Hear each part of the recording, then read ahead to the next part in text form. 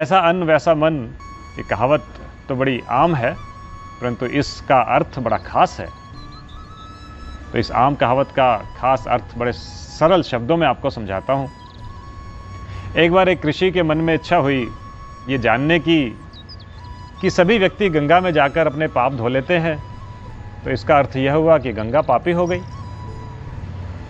ऋषिवर चूंकि बहुत बड़े तपस्वी थे, वो माँ गंगा के पास पहुँचे, उनसे प्रश्न किया, हे माँ गंगे, सभी व्यक्ति आपके अंदर आकर अपने पाप धो लेते हैं, तो वो पाप आपके अंदर समा जाते हैं, इसका मतलब आप पापी हो गई।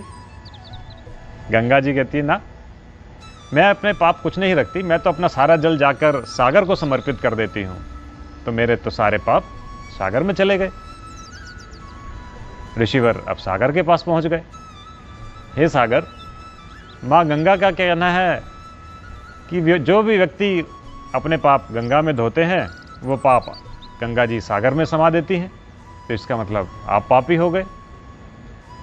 सागर बोले, ना, मैं इन पापों को अपने पास नहीं रखता, ये तो मेरी ऊपरी सतह पर वाष्प बनकर ऊपर उड़ जाते हैं और बादलों के पास चले जाते हैं। ऋषिवर बादल के पास पहुंच गए।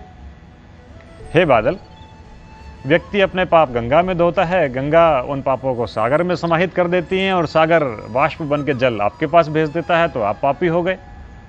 देखिए बादल का उत्तर।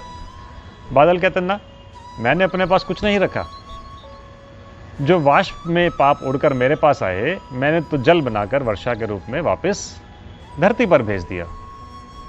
ऋषिवर वापस धरती के पास। हे धरती, इस तरह साइकिल में घूमते घूमते सारे पाप जल के रूप में आपके पास आ गए, तो पाप आपने अंदर समा लिए। देखिए धरती का उत्तर। धरती कहती है, वर्षा के रूप में जो जल मेरे पास आया, उस जल से अन्न की उत्पत्ति हुई। अब अन्न उगाने वाले की मानसिक स्थिति, अन्न को कमाने वाले की मानसिक वृत्ति और अन्न को पकाने और खाने वाले की मनोवृत्ति जैसी होगी, वैसे उसके विचार होंगे, वैसे उसको भाव लगेगा, वैसे उसके कर्म होंगे। तो एक वृतांत भी आता है इस पे कि जब पितामह भीष्म अपना अंतिम समय गिन रहे थे, बाणों की शैया पर पड़े हुए, तो श्री कृष्ण की आज्ञा अनुसार युधिष्ठिर प्रतिदिन उनसे नीति ज्ञान लेने के लिए जाया करते थे, परंतु द्रौपदी कभी ना जाती थी, जिसकी पीड़ा पितामह के मन में थी। श्री कृष्ण ने यह पीड़ा जान ली और युधिष्ठिर से आग्रह किया कि अंतिम समय पर पितामह के पूर्ण परिवार के साथ दर्शन करने चाहिए। अब परिवार पूर्ण तभी होगा जब द्रौपदी भी जाएंगी साथ।